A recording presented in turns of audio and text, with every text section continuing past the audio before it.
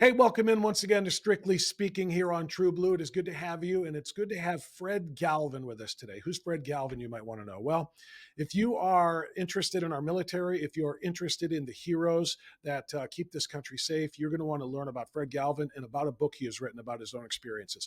Fred Galvin served for over 26 years as an enlisted and Marine Corps officer. He's had assignments in the infantry, reconnaissance, Force Recon, and Marine Special Operations Command, or MARSOC.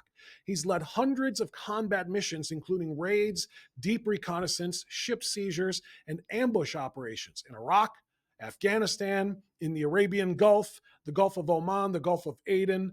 The Marine Corps selected Fred Galvin to command the 1st Marine Special Operations Task Force to deploy to combat.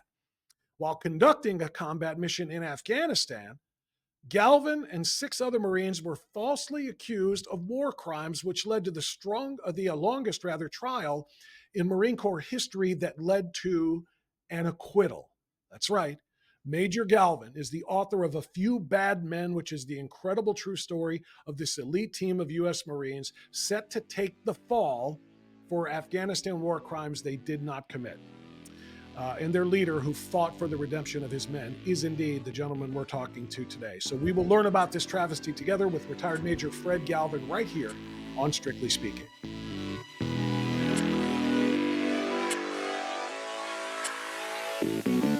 Major author Fred Galvin, welcome to Strictly Speaking. It's good to talk to you. How are you? Very good. Thank you for having me on your show, Bob. It's a pleasure to have you. It's quite an astounding cover. I'm just looking at the cover of the book right now. Dylan, you can splash that up there if you'd like right now. A Few Bad Men, the true story of U.S. Marines ambushed in Afghanistan and betrayed in America. So, Fred, what we're going to do is I want to make sure that everybody knows exactly what you and your men were tasked with when you were sent. Well, you can talk about other combat missions that you had as well, but particularly on this one thing, what did Marine Special Operations Command ask you and your guys to do? Give us the background about the special teams that you were in charge of. Absolutely. And I want to give a little bit of the background before I give the background on this book. So, just prior to us going into Afghanistan, the year before in 2006, then Lieutenant General Petraeus and then Lieutenant General Jim Mattis worked together on a joint counterinsurgency doctrine. So, they were looking for a way to move the wars in Iraq and Afghanistan further, and because it's a counterinsurgency war within the population, but they used some, and they hijacked the Hippocratic Oath of first do no harm, which sent a lot of mixed signals to Marines and soldiers who are on the ground, especially special operators. And in our case, which we'll get to in a little bit, we get blown up, and then first do no harm.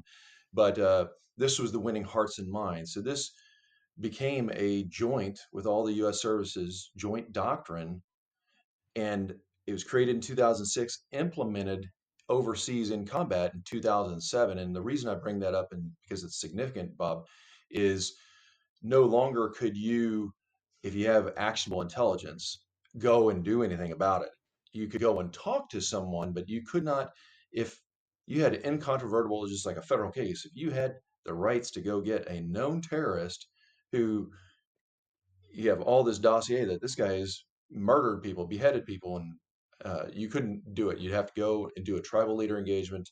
Hopefully he'll confess to something or you'll catch him in the act. But what this did is it turned the war, both wars in Iraq and Afghanistan, into these forever wars, which were intended to last as long as they possibly could. So that sets the backdrop of us arriving in 2007 in January into Afghanistan. This is when the counterinsurgency strategy was just implemented, and they put us in the Tora Bora Mountains. This is the last place that Osama bin Laden was actually seen, and our mission was to conduct aggressive combat operations. However, we were working for an Army Green Beret colonel, and his Special Operations Task Force knew that Osama bin Laden was no longer in the Tora Bora Mountains. He had pushed further east into Pakistan. They didn't know exactly where at that time. But the issue was we were doing what we were told. We were going into the Tora Bora Mountains with the condition, it was contingent from my commander at that time, Colonel Haas, a Army Green Beret, that we have an immediate, quick reaction force in case there's a situation that happened during Operation Red Wings, which, as you know, Bob, is the basis of the book and movie Lone Survivor. So Colonel Haas, rightfully so, wanted us to be able to be immediately reinforced if we got into uh, thick scrape, and I understood that. So on the morning of 4 March 2007, our Marine Special Operations Task Force, we, we were given only one time aviation assets to go and conduct visual reconnaissance of the Tora Bora Mountains. And then we were going to use those helicopters, which were sitting on the airfield where we were based there in Jalalabad, just north of the Tora Bora Mountains. We were going to use those to insert our teams. But these requests, which I submitted to my boss at our higher headquarters, Colonel Haas's staff, his operations staff, every day were denied, denied, denied. So we set out to put a quick reaction force team at the base of the Tora Bora Mountains. An Army military police had occupied that base called Torkham Gate. It was right on the gate, the border between Afghanistan and Pakistan.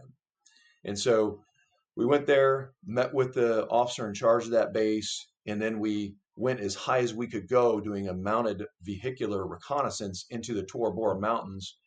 And then we went through this town of Badiko. This was the first town inside the Afghanistan side, but right on the border checkpoint. So painting for your viewers the backdrop of what we had going on, just think of Amazon and their last mile of service logistics node. So this is where foreign fighters who would become fully radicalized and trained inside Pakistan at the training camps in Western Pakistan, then they'd move across the borders, not over the mountains. They'd come through this gate that there was border guards there, but this was the first highway in Afghanistan that was a paved road, that American taxpayers' dollars paved this road. So that also fueled the export of opium and poppy out of Afghanistan, which was funding the war, Bob.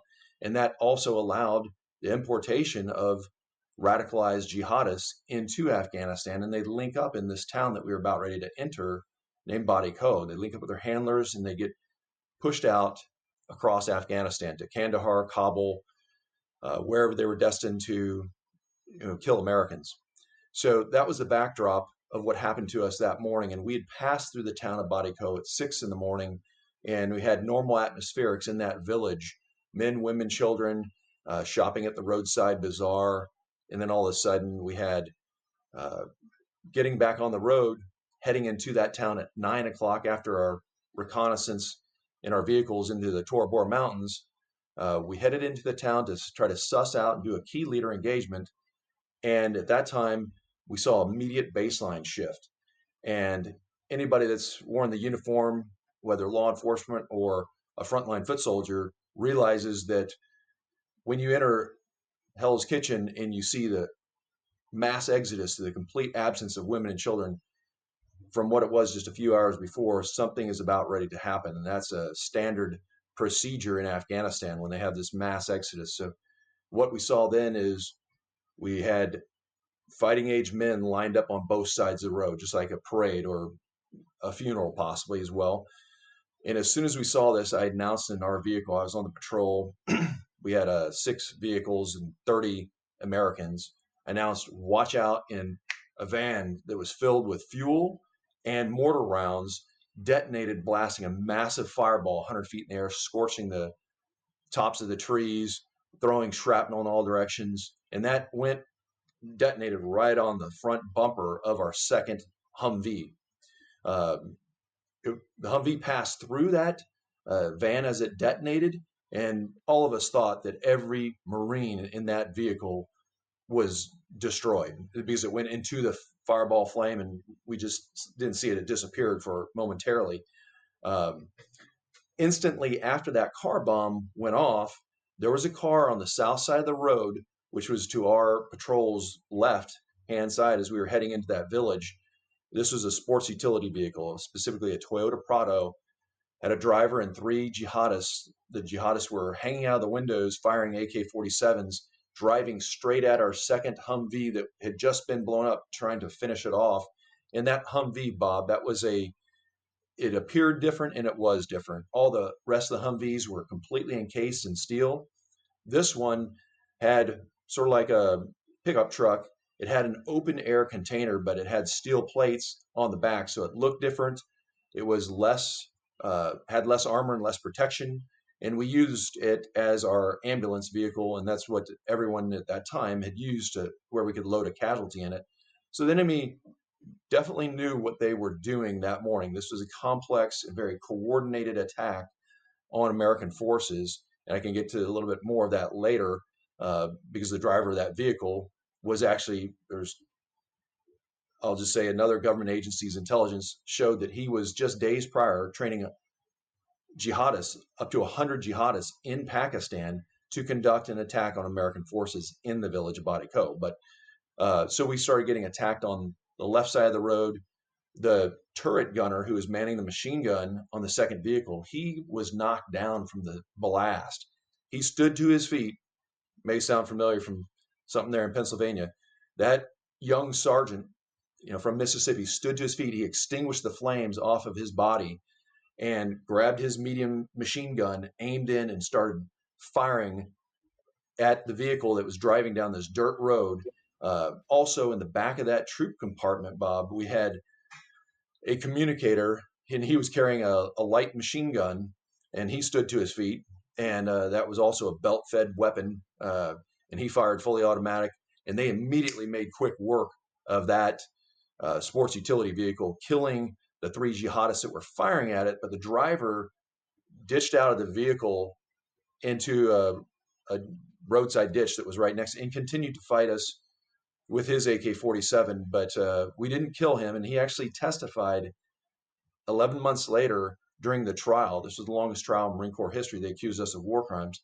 He was brought into an American base in Jalalabad, and he was the prosecution's lead witness, a U.S. Marine prosecution lead witness. And we had all these intel reports of how bad this guy, I mean, he was a government agency had him dead to right, but they brought him in and they used him as a credible witness. This was crazy. And but then we started getting, we were trapped inside this kill zone. They dragged a vehicle across a road. They used a mob that was swarming at us. We started to receive sniper fire from a mountaintop, and as well as from the right side of the road, or on the north side of the road. We had two waves. These jihadists had rehearsed this, so they had a wave that was providing static fire from static position, while the other echelon of jihadists would bound and rush towards us in this dry riverbed. The reason I mentioned the location of these jihadists, we're talking a mountaintop, a dry riverbed.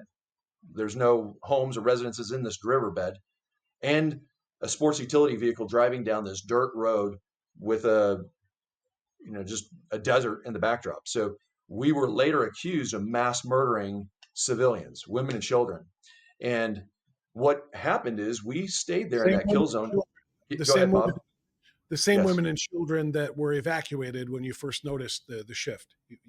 Yes. So a deep line shift or something you called it? Yes, a baseline shift. Baseline shift, yeah. So the women and children were gone. That was your first Complete clue absence, that yes. was about to go down. And yet that's what they accused you of killing. Did they just like make these women and children up? Did they have names? Did they have ages? And I know we're getting a little bit ahead to the trial and everything else, but I'm just trying to process some of this at the same time. So there were no women and children to be found. Like you said, on top of dry riverbed, there's no town there at all. There's no people there really other than the jihadists. So when they accused you guys of all of this, just briefly here, did they have names of women and children, or did they just say generally you killed women and children?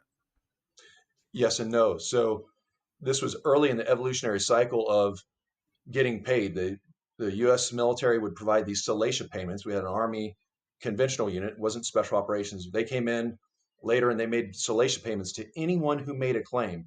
And that's where they had my daughter, my grandfather, they were killed, my cow, even bovine creatures. They made up this story. And Bob, noticed that I mentioned it was at 9 a.m. This wasn't limited visibility at night. There was no fog of war. There's no confusion. I was on the patrol, as was one of my junior officers, a captain, Marine captain. We all made sworn statements. I took a polygraph test. So they had all of the information they needed, they being the prosecution and the convening authority, which was none other than Lieutenant General James Mattis at the time. But you read the Appendix 3 here and A Few Bad Men, you read 79 statements from Afghan witnesses, and they're so contradictory. Many of them admit to, I was told by my tribal elder to come here and get money. And then many said I was lying. They admitted it. And this is what was believed by our higher headquarters. So if I go ahead and finish, what happened is after we fought back, we did what you as Americans expect Marines to do, conduct a counterattack. When we're in a violent, complex ambush, we don't sit there and duck and run. We fight back, and we did. And we killed those who were fighting at us, and they had weapons in their hands, and every Marine on the patrol stated that. We stayed in that kill zone for 5 minutes. We stopped, we returned fire, we reported it because we thought our second vehicle, which did later appear momentarily, obviously, but we didn't know if it was operational, if it could move. It had lost its communication system. So we were using hand and arm signals to communicate that everyone in that vehicle was okay and that vehicle could move. So after 5 minutes, because we went into that town, we knew we had incontrovertible evidence that there was 4 suicide bombers. We even knew the house that they were in, but we couldn't do anything because of these new rules of engagement. So we knew there was 3 others that were survived, and they're probably walking around this area waiting to detonate themselves on us. So we aborted the mission to have a key leader engagement and have some tea with the elders of the village. And we returned to base, and we were back on the base within 20 minutes. And as soon as we got on the base, a gunnery sergeant, who's a senior non-commissioned officer, came up to my vehicle and he said, "Sir, there's already reports started on the BBC radio that you guys have killed women and children and elderly." And I didn't know that this type of information warfare would move so swiftly. Then I knew, like, okay, this is very sophisticated. We hadn't seen this type of reporting, where we later found out that, as you likely remember, some of your listeners probably heard of Mr. Pearl, who's a reporter who went to Afghanistan and was murdered. He was beheaded in 2001. So they started using Afghan reporters called stringers. And these people were embedded into Afghan villages. And in this particular town, that was Taliban controlled. So you know what the story is going to be like. But they said their narrative was that we were drunk, we stopped our vehicles, we dismounted from our vehicles, we went door to door, sport killing, just murdering women, children, and elderly, and that we departed, and then we came back to the scene. And when we returned to the scene, we strong-armed members of the media that had credentialed members of the media, and that we covered up, picked up bullets and brass, and threatened the members of the media, saying, if you don't give me your camera, we'll get rid of you.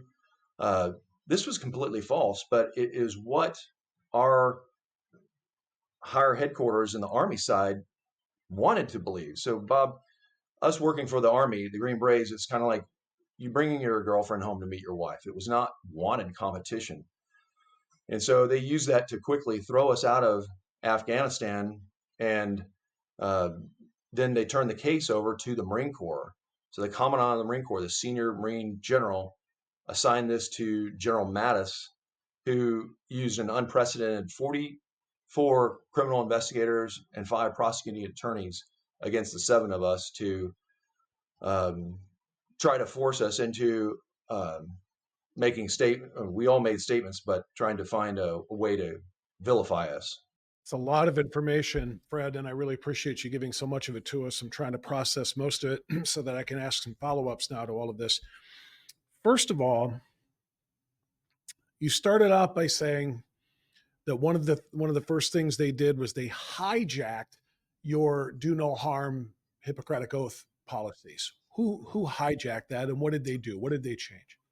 So when they developed the counterinsurgency strategy, they came up with this phrase of first do no harm. It's the winning hearts and minds. They used that in Vietnam unsuccessfully, but it was a war within the population. Obviously, we don't want to kill civilians, but the strategy went in overboard on not putting weapon systems on vehicles. So that's They did know it sends was a mixed war signals. zone, did they not? Did they not understand this is a war zone, but don't have weapons on vehicles? And I'm trying to process this. This was '07, right? So we're 6 years into the war, roughly. We That's went over. correct. We went into That's correct. Afghanistan what, November, right? I think November of '01, 2 months after Actually, October of October. '01. So we're about 6 years in. You're in this policy of do no harm, even though you're at war, for crying out loud. You also use the words intended forever wars, that these were never supposed to end. These are Yes. wars that was. Tell me more about that. Tell me why you say that the mission in Afghanistan, and we don't have to, but we can talk about Iraq where you served as well, but that these wars were never intended to end. I hear that from a lot of people. They attribute Yes. it to what people often refer to as the military industrial complex. It's a way to continue, keep the money flowing and that sort of thing. But was that your belief at the time, or is that what you have come to realize after the fact? Yes. Great question, Bob. Uh, and two things about this in the particular time. One, I had no idea of what was going on. I was very naive. The deployments I had been to before that were in combat were all inside the Persian Gulf, seizing ships, doing raids and reconnaissance missions in Iraq for Marines. So we never had the thought of an internal enemy, somebody that would be working against us, or why. That thought never even came into my head. And a gentleman that I had served with in the Marines, he was working for a government agency. I'll just leave it at that. He met us in Afghanistan the very first day, and he said, "Fred, I go to these meetings at the Army Special Operations Center, and they don't know who I am. Just a bearded guy in the back of the room. They think they know the organization I'm with." He goes, "But I've heard them say countless times that the first opportunity they can get, they're going to kick you out of Afghanistan." And he told me that the first day I arrived in Afghanistan, and I dismissed it. I just couldn't believe that. I mean, how outlandish! I could not believe, sort of like we're seeing now, that our country's so divided that they would assassinate, try to a leader, and they were trying to Was do there this, no and they was there no why attached to that? I mean, kick you. Why you? Why did they pick you out of all of the other commanders that were yes, there? and it wasn't specifically myself; it was the Marines. They looked at us because this was the very first Special Operations Task Force. They looked at us as, we are rookies. And as a matter of fact, Bob, we handpicked the Marines in this unit. They were all from Marine Force Reconnaissance. Marine Force Reconnaissance was our elite elements in the Marine Corps that do deep reconnaissance and raids, these types of missions. But in 1987, uh, which was following the failed rescue attempt of American hostages out of Tehran, they decided to have all the special operations unify into Special Operations Command, which was located down in Tampa, Florida. And the only one that didn't do it was the Marines. The Marines kept their elite units, and we served Marines. So the Army Green Berets were like, "Hey, we're going to show these Marines," because again, it was like inviting your wife to meet your girlfriend. We were not wanted. And they had do this. They knew it was a fool's errand to go up into the Tora Bora Mountains because we built this road, Mhm. and the jihadists were coming straight in on that road. They weren't wasting their time up in the mountains. So, um, but the So was this recon? this forever I'm war, sorry, Fred. So was this recon a wild goose chase? They sent you up to the mountains, even it though they knew he was not up there anymore. But you were doing recon for what purpose? I mean, was it literally just to keep you guys out of the way? yes, good question, Bob. That colonel was going to be switching out with another Army Green Beret colonel a month later. Uh, so they just basically wanted us to, I would have had more respect if somebody gave me a wink and a nod and say, "Hey, just lift weights," like my Green Berets are doing on the other side of the base on Jalalabad. But that didn't happen. They gave us this fool's errand to go up in the mountains, which we aggressively did that as best we could until we realized there's nothing up here. Osama bin Laden is long gone. That was years ago, the Battle of Anaconda. Also at this time, Bob, is set the backdrop, and this is something I was also naive of. I'm a guy from Eastern Kansas that joined the Marine Corps at 17. I didn't know this, but in 2007, you had a situation like we're going into now. It's the early phases of a general election for a U.S. president. So you had Obama running against McCain, and there was this full-page ad in the New York Times of General Petraeus. This is what's going on in Iraq. It's a very bloody war. Now we were used as pawns that, Marines are killing Afghan civilians in Afghanistan. You'll get more of this with John McCain. So I did not have the concept of that this war would drag on forever. We were fighting, an insurgency against people who were carrying weapons, manufactured 2 years after the end of World War II and using homemade explosives. There's no carriers or submarines, or they didn't have satellites and drones, very low tech. And this war could have easily been ended really quickly, but I had no idea that there was intentions to use a counterinsurgency strategy to win hearts and minds. Literally, it turned into where they came up with and issued medals for heroic restraint. It was actually called courageous restraint. So doing less was more. And that's the counterinsurgency doctrine. When you read it, it's just like something that, you knew where the intention was going. And then we actually saw this enabling a forever war where that we didn't really want to win, that you sit on a base, monitor things, fly aircraft around, use our drones, and try to have as little contact with the enemy. And that's what was going on in 2007 by many of the U.S. forces is you go over there, cooperate, graduate, have a successful combat deployment, get promoted, and go on to your next juicy assignment in Hawaii or Germany or wherever you're wanting to go with your family. And it was wasting lives, wasting money, because the Taliban, whether we wanted to or not, they were there to fight. And they did, especially when they knew that, okay, now the Americans' tactics and their rules of engagement have changed. They're going to break contact. Now, we didn't get this, but the Army was employing, if they got ambushed, they would lower themselves down in their turrets and drive out of the area. They would not stay and fight, but that was not in Marine Corps doctrine, nor was it in the Special Operations Command doctrinal publications.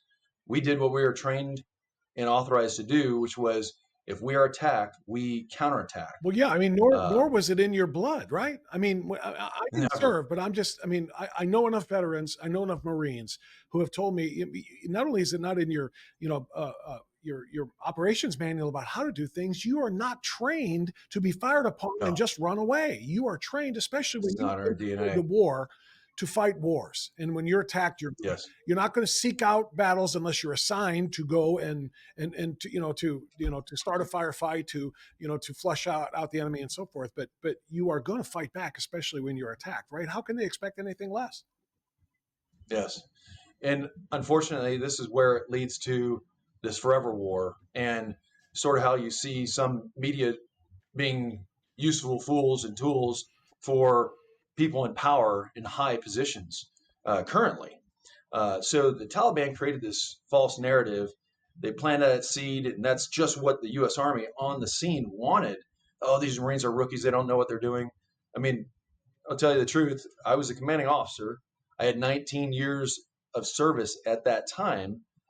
When this happened in 2007, I should say just a few months shy of 20 years. And we handpicked the very best and most experienced Marines, not only to serve, but the ones that were manning the machine guns and the turrets of those vehicles were our most experienced from combat that we fought in for almost 6 years at that time. So this was just slander, libel, but it was coming at us. We expect everything I mentioned, Bob. We expect our enemies to do that type of conduct.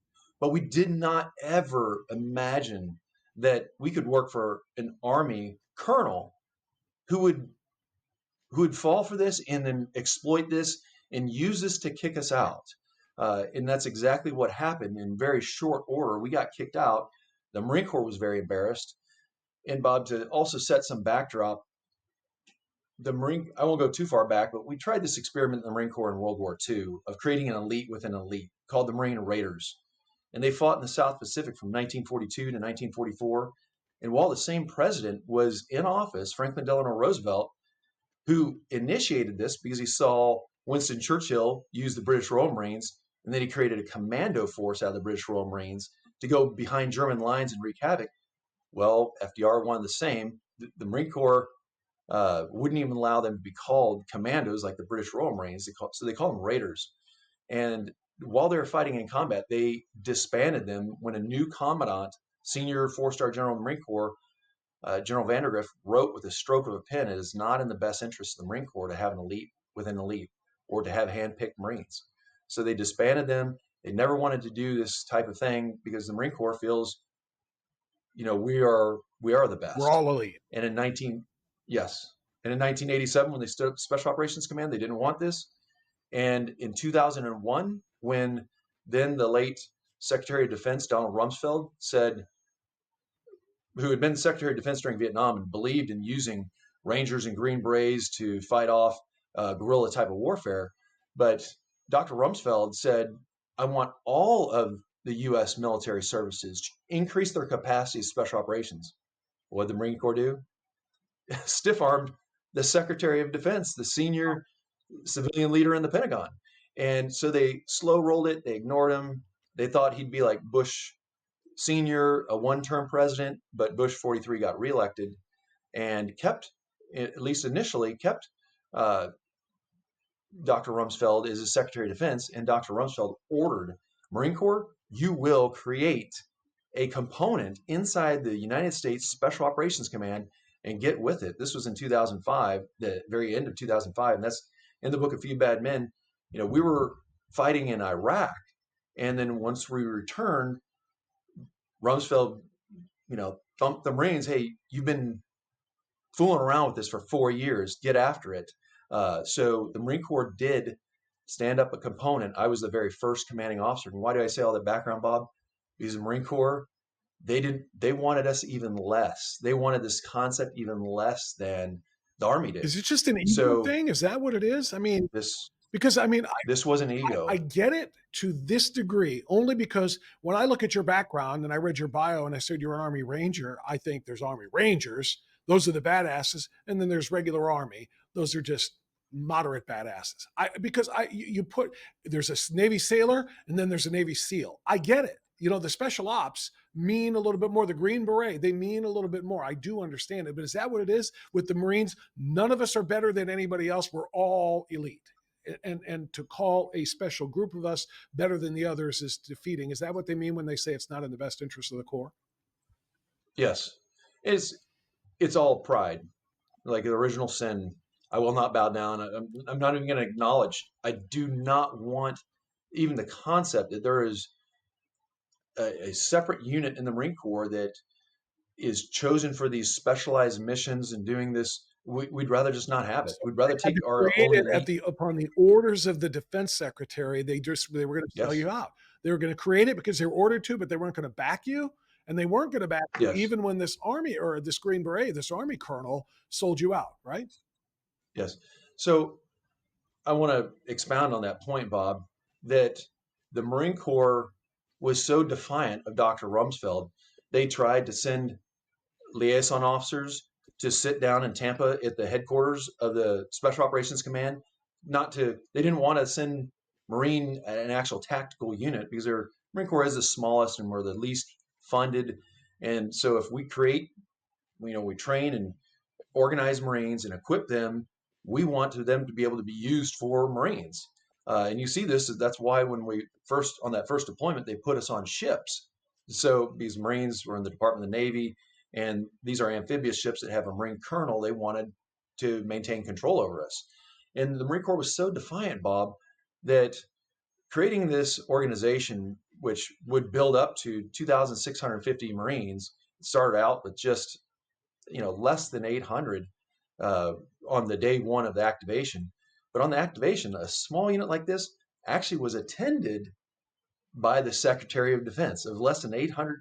And some of those Marines would come from Camp Pendleton in California. They weren't even there. So we probably roughly had about 400-ish Marines present, but to have the Secretary of Defense attend this, basically he was acting as the godfather, officiating this marriage between the Marine Corps and the Special Operations Command. And we were the love child that was born with the very first tactical unit. It was a task force that was man trained, equipped, and deployed into combat.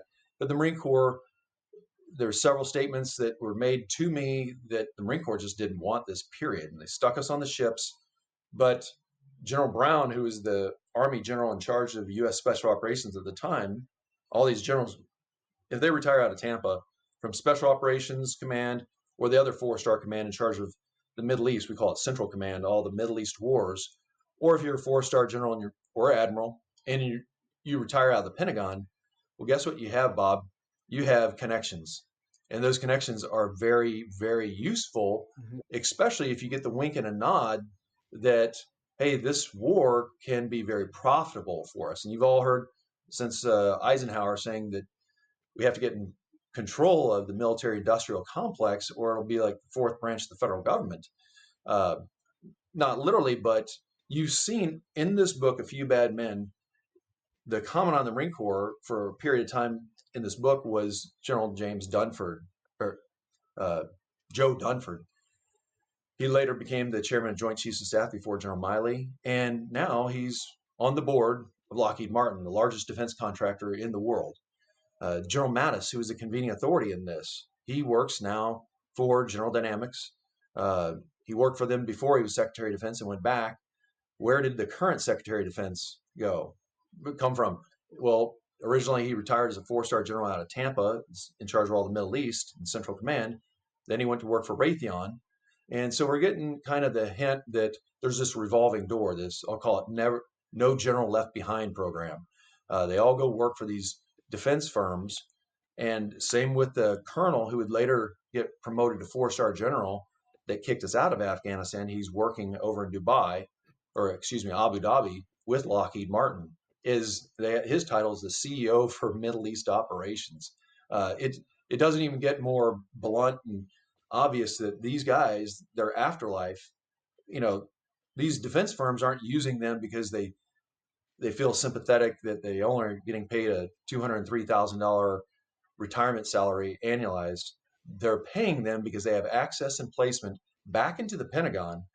And Bob, just for your listeners' understanding, if you took the number 2 and number 3 companies in the United States by headcount, by number of people that work there, Amazon and Walmart, stacked them on top of each other, you still don't have enough employees as the Department of Defense is. All their active reserve, their contractors and civilians. We're talking big money. As you saw, one of the other companies that General Mattis, Mad Dog Mattis, worked for was Theranos. Now, General Mattis doesn't have a PhD in biology, microbiology, epidemiology, but this Theranos, this was the fake frauded investors out of billions of dollars that Elizabeth Holmes, who dressed like Steve Jobs, dropped out of Stanford, and they wanted to test this and use it on our troops in Afghanistan. And a lot of Americans don't like something not approved by the FDA jabbed into our lads over in combat. But they used General Mattis, and while he was still in uniform, before he even retired and became a board member later, he was writing emails. I ask your listeners to fact check Major Fred Galvin, and that this fact that I'm stating about General Mattis is true. He was sending emails saying, we have been at this for a year. Tell me what obstacles need to be removed. Well, you see the Theranos, the company that he later became on the board, and he testified to Congress that I had no idea. I had my own money in this. Well, if you're a board member and you've been on that board for years, and before that you were advocating that the Pentagon pick this trial up and just experiment, you're obligated to know. I mean, you're a four-star general when he was in charge of the Central Command. But my point is we have these generals that are making a racket. And 100 years ago, a general before World War II, famous Marine two-star general Smedley Butler wrote this book called War is a Racket, and he saw it then. But now these companies have gone out and hired the very best generals to do their bidding because they have access and placement in the Pentagon. They have relationships, especially if they've worked in Washington, D.C. or out of the Pentagon, with the House and Senate Armed Services Committees. And Fred Galvin, this guy from Eastern Kansas, I didn't get the memo that, hey, with a wink and a nod, like, we want this war to stretch on forever. We went up in the mountains in the Tora Boras and were trying to do what we were told to do, which was, quote unquote, conduct aggressive combat operations against Al Qaeda. Well, okay. So I want to get a few particulars out of the way here, and then I want to get back to the accusations and the trial that you guys faced. First of all, and I'm glad you brought up some about Mattis. I was going to ask you, based on what you said his role was here, I wondered how you felt when he was actually appointed defense secretary. I can't imagine that was something that you were excited about. Yes. At the time, when we were deploying in combat, here, they give you a little bit of background. In fact, check me again. So in 2005, General Mattis had just gotten his third star, and he took over the Marine Combat Development Command, the same counterpart that Petraeus was doing in Fort Leavenworth. And they were coming up with doctrines and theories and how to fight wars more effectively. But General Mattis, and that unit he was in command of, was in Quantico, Virginia, but he attended a convention in San Diego. And the importance of this is he told the media, members of the media there, he kind of got in a little trouble because members of Congress got upset. He said, hey, there's no manhood left in these people in Afghanistan. They slap women around because they didn't wear veils. Because shooting them's a lot of fun. It's a hoot. Because I'll be honest, I'm a fighter. I'll be right up there with you. I'm not saying my own verbiage. I asked your listeners because these are I quotes from remember General some of Mattis. those He said, quotes. They bragged about him when Mad Dog was appointed defense secretary. They bragged about some of those quotes. yes. Well, a year and a half later, we actually went into Afghanistan. And the scene that I described to you earlier we got blown up, shot at. Mhm. In Mattis, what does he do? Is he right up there with us? Is it a hoot? No, he sent 47-1 odds. So, Bob, we don't fight in the Marine Corps. No unit fights if you have an enemy that's 7x. I mean, if you're being bombarded by this lawfare that President Trump's, he was getting hit from Georgia, Florida, New York. And it's just, this was a lawfare case. And you read this, I got a bonus chapter in here because I went back to Afghanistan again. And I just teased it a little bit because first they tried to imprison us for mass murder. And you're like, well, they don't have the death penalty anymore. Yes, they do. The Fort Hood shooter was an Army major named Hassan Nadal. He was sentenced to death and he will be put to death. And that's the penalty that we are facing as we stepped in that courtroom 11 months later after we fought our way out of this, got immediately kicked out of Afghanistan. This happened.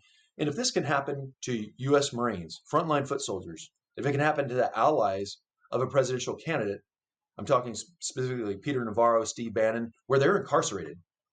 If it can happen or tried to happen against the president or former president of the United States, America, that's why this subject of lawfare, this is what goes on in places like Tehran, Pyongyang, where you have no rights. Maybe there'll be a mock kangaroo court, but this is not what happens in a country that we love, like that we've taken pledges every day instead of, growing up a pledge of allegiance to this republic. We have to protect what Benjamin Franklin says. It'll be a republic as our form of government if we can keep it. Yeah. And this is not this fighting using words like putting a former president in the bullseye, or the Supreme Court justice saying a president can politically assassinate we start using language like that, it makes people who are mentally unstable do things that we don't want them to do. Yeah. We must understand, because our enemies do, that the strength of America is that we are united. You may like a red shirt, I may like blue, but we believe in freedom of worship, freedom to bear arms, speech, assemble. These other things we can deal with, but going after your own people basically because you don't like them. And I'll hijack a phrase from the movie, the very last scene of the Marines in the movie A Few Good Men, when they gave the verdict during the trial, and they said, the one PFC said, Harold, what does this mean? We were innocent. The colonel just said he gave ordered the code red. He goes, no, we're not. We should have stood up for PFC Santiago. And that's what I say is, when we as Americans, not just in the military, but when we don't stand up for what's right, and you see somebody not just being picked on, but they're trying to kill people. In that movie, it was another Marine that they did something that was unethical, and a Marine died. And we're at that point right now where this is turning into like what happens in banana republics, and our leaders need to be leaders as we were in the Marines, and See that.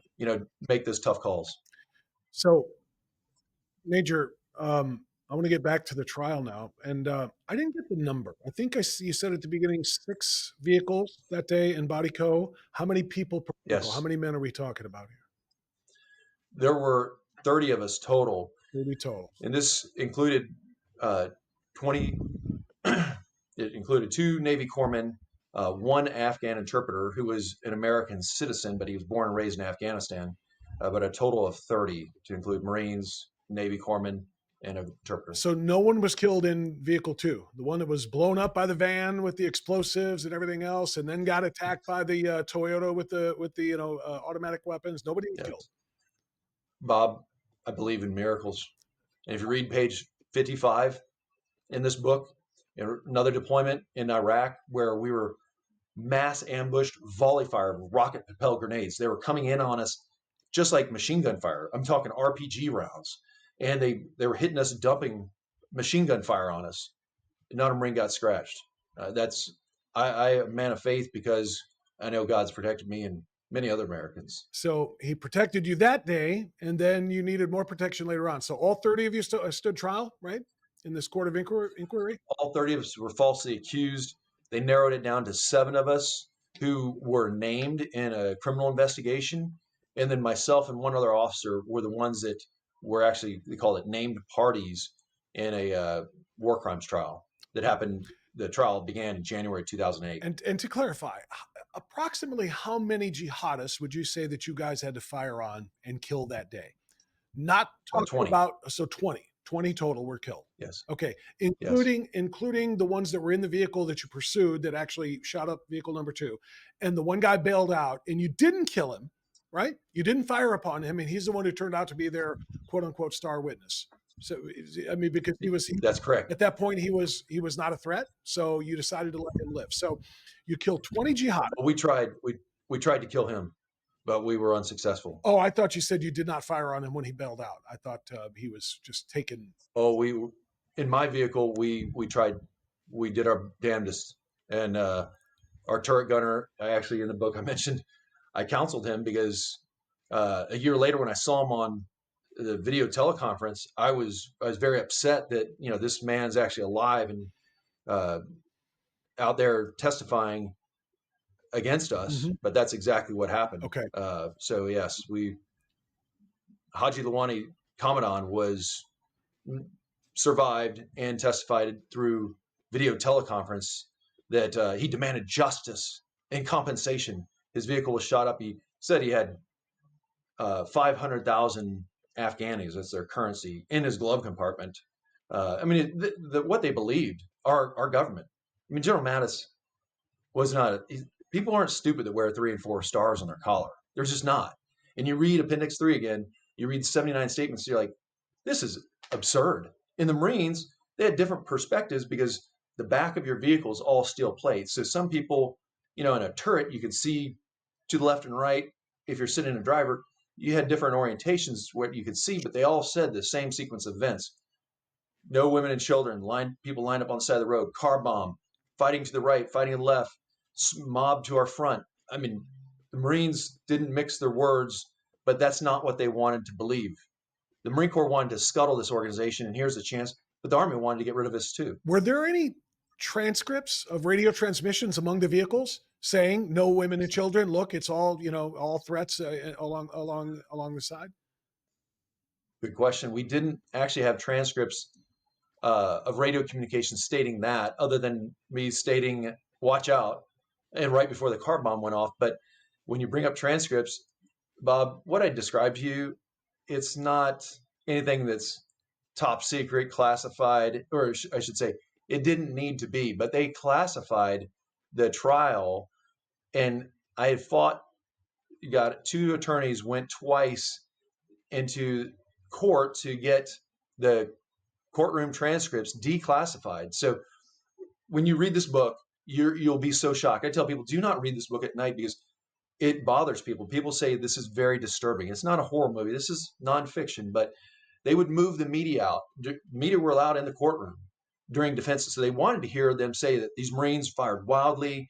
They even used one of our Marines who immigrated legally from Guadalajara, Mexico with his family.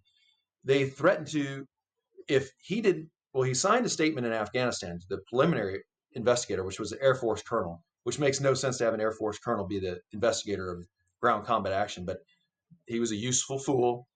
And this turned into these Marines are guilty after all he did is interview the first 6 and they made a determination to kick us out. But anyway, we left, got sent, and then the prosecuting attorneys, which are not in the military allowed to dress up in civilian clothes and pose as NCIS agents. They have to identify themselves.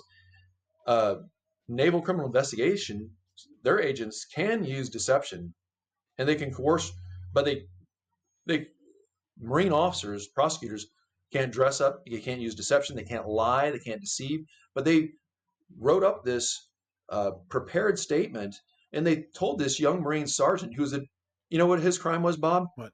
He joined the Marine Corps during a time of war. He volunteered to serve in the toughest outfit in the Marine Corps at that time, which was Second Force Reconnaissance, which is where we, hand selected these Marines from in our first Special Operations Task Force. And he was blown up. He was the driver of that second vehicle. The bomb detonated right in front of his face. And they went in repeatedly and interrogated him again and again, threatening to deport his family back to Mexico, specifically his mother. And he admits this in the stand. So does this is all on the record. So those witnesses with exculpatory evidence that were of this being strong-armed, the media was moved out of the courtroom, not into the lobby or gallery where maybe they could catch some of this. They moved them 2 buildings over, and on the second floor, they didn't want these media to hear anything but the juicy details that the Afghans, who some from video teleconference were wheeled in on a gurney, and the Marines did this. Little kids. I mean, it's like a Hollywood movie. You can't really believe some of this stuff. It's absurd. But that's what, the prosecution was seeking to not just use prosecutions, but they were using the media to do persecutions to create this information warfare to convict innocent Marines. They knew the whole story. That's not It's just dissimilar this kind of our media is being used today, quite frankly. I mean, to demonize absolutely. and to essentially attack political enemies. So Major, I want to fast forward slightly here. There's no whodunit here, and there's no these aren't spoiler alerts because you readily say in the promotion of the book that you guys were acquitted. It's the longest trial in military history. There was Yes, an acquittal. that's correct. Marine Corps history. So you were acquitted. So I want to get to this now. So I hear what the prosecution is saying. I see how they did it. They used the media. They used the Afghani nationals. They used, threatened this one immigrant that you just mentioned, Marine. And so I see what they were trying to do to you guys. How the hell did you get out of this? Tell me about the acquittal. I mean, I from what you told me and what you've written in this book, we know what really happened. But how do you convince, in a trial or in an inquiry, a military inquiry? Is that this is called a Court of inquiry? Court of Yes. inquiry? Yeah. How do you convince them that all of the stuff that's lined up and stacked up against you is not true, and you get this done? Good question, and that's a characteristic that is one of the 3 Marine Corps